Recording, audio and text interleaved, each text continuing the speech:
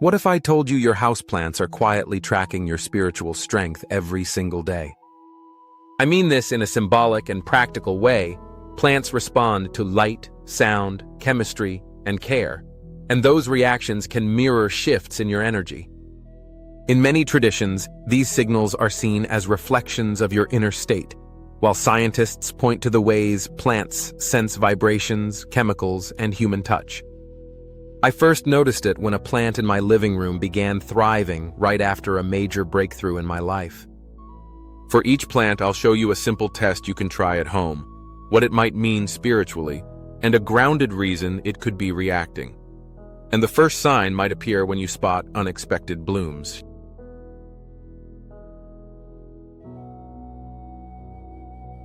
Imagine stepping into your living room and noticing your peace lily bursting with pure white blooms, even though it's far from its typical flowering season. Sure, you might assume you nailed the watering schedule or found the right light. But some people interpret peace lily behavior as linked to emotional balance. Researchers have shown plants detect environmental cues, light, humidity, touch, vibrations, and respond to consistent care. So unusual blooms often reflect an environmental or care change and can be read symbolically by healers. Plants have photoreceptors and chemical signaling. Sudden flowering is usually triggered by changes in light, temperature, or watering. So if care seems steady, many people interpret an odd bloom as a meaningful sign. In some spiritual traditions, out-of-season blooms are seen as remarkable signs. Frame them as symbolic rather than scientific. If leaves droop despite correct care, treat that as a prompt to check both physical needs, soil, light, and your own stress levels. Both can affect plant health and your well-being. And sometimes, the clearest message comes not from flowers, but from the quiet, steadfast presence of another plant entirely.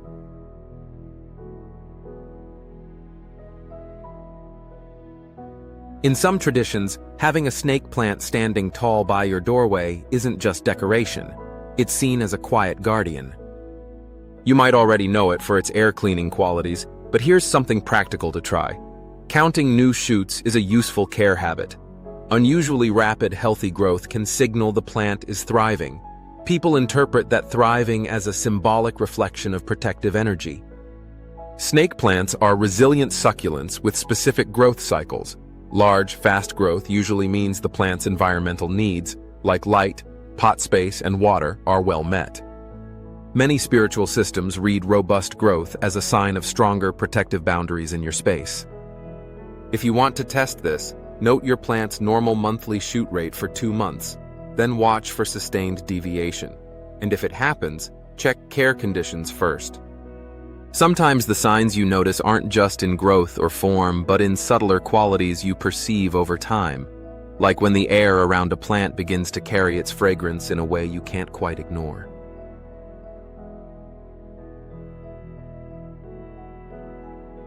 Rosemary has a way of catching attention when it's at its peak, bushy, vibrant, and giving off a scent that seems to linger in the air.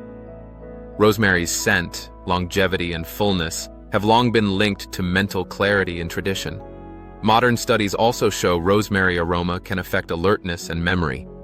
So a bouchier, fragrant plant, is a good practical sign to trust your intuition. Lab experiments indicate rosemary's volatile compounds can influence attention and memory. That's a practical reason people associate rosemary with mental and intuitive functions.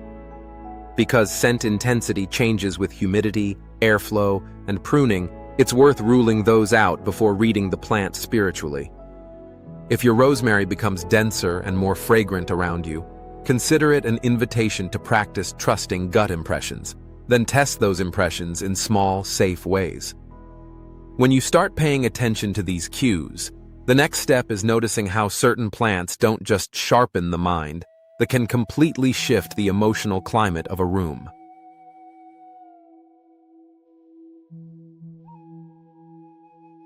Step into a room and notice your shoulders ease, your breathing slow, and a quiet calm take hold, often before you even realize there's a pot of lavender by the window. Clinical and animal studies show lavender scent can reduce anxiety and help sleep. So when people feel calmer around a blooming lavender, There are both scientific and symbolic reasons why. Occasional off-season blooming can happen.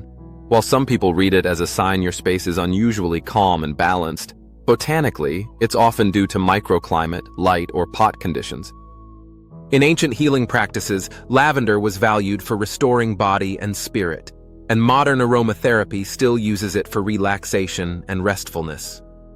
Frame such experiences as a mix of the herb's proven calming scent and your own perception, both meaningful. Try a quick test.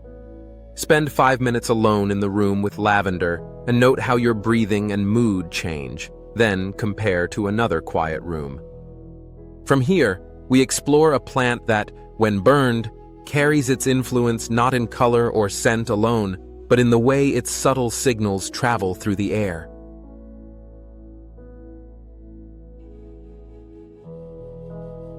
Watch a thin ribbon of smoke rise from a bundle of white sage and twist gently through the air.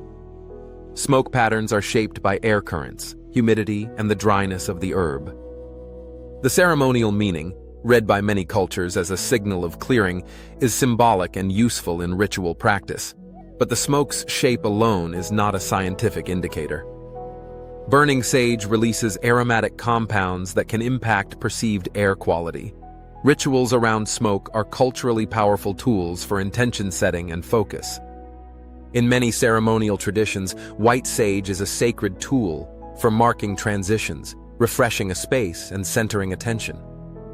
If you burn sage, keep a window cracked and avoid doing so near people with respiratory issues. Research shows indoor plants and smoke can affect air chemistry. As a mindful practice, notice how the room feels for 5 minutes afterward, less as proof of anything, and more as a pulse check on your own state. From here, we turn to a plant whose quiet resilience and ability to thrive under sparse care carry their own lessons.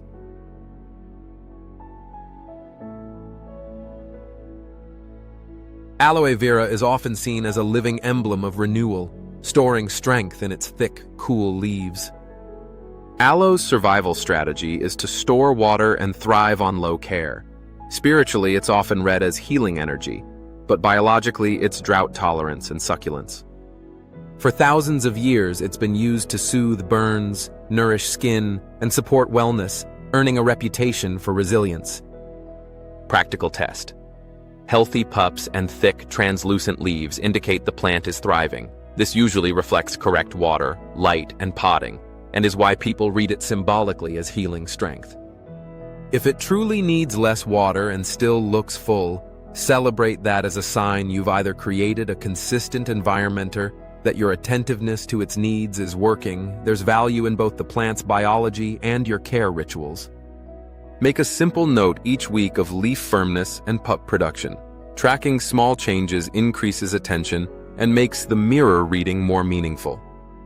From this grounding and restoration, we move toward a plant often associated with drawing in favorable conditions, both in the garden and in life.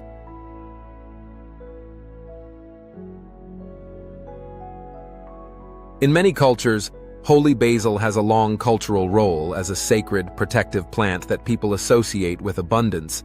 This is a tradition rather than an experimentally proven cause-effect. In parts of India, it's planted at entrances to homes and temples, believed to invite prosperity and guard the household. Culturally, its vigor is often seen as echoing a person's ability to welcome and sustain blessings. A practical, observable sign is insect visitation. Basil flowers and nectar attract pollinators.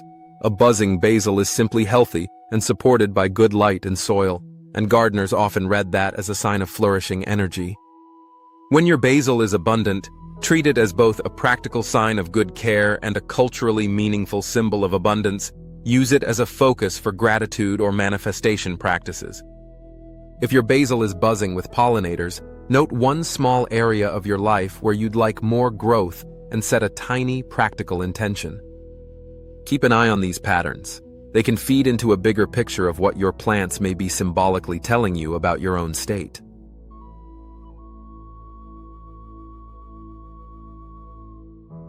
Now that you've seen each plant's unique signals, here's a way to tie them together into what I call the ultimate aura strength test.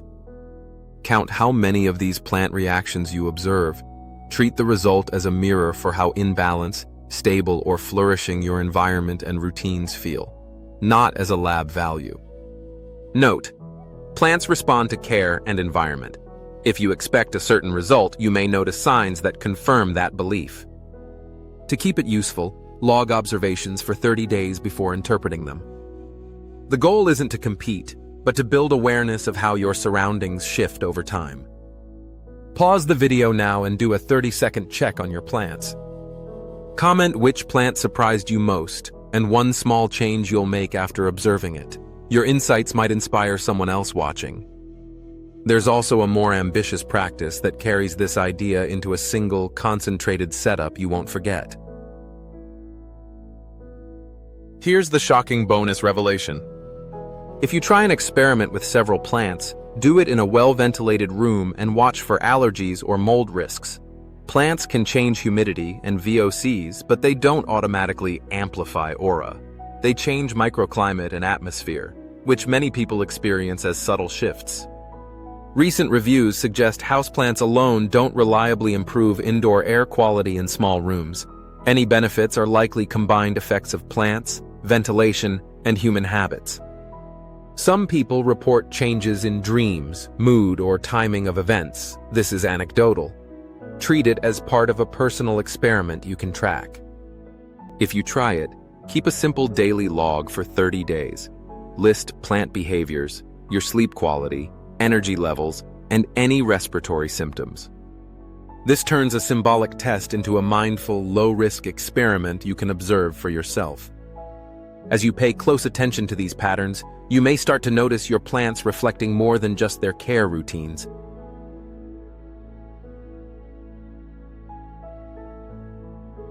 Plants can be mirrors, part symbolic, part biological. If you learn the signs and check care basics first, your observations become an honest tool for self-reflection. Remember, plants respond to light, moisture, touch, vibrations, and emitted chemicals. When you pair those facts with cultural reading, you get meaningful, grounded feedback. When you notice spurts of growth, unexpected blooms, or shifts in scent, take it as a prompt to pause and review both the plant's needs and your own routines. If you tried one of these simple tests, drop a one-line update in the comments. What changed in the first week? If this kind of content resonates, like and subscribe for more plant-centered, practical spiritual tools.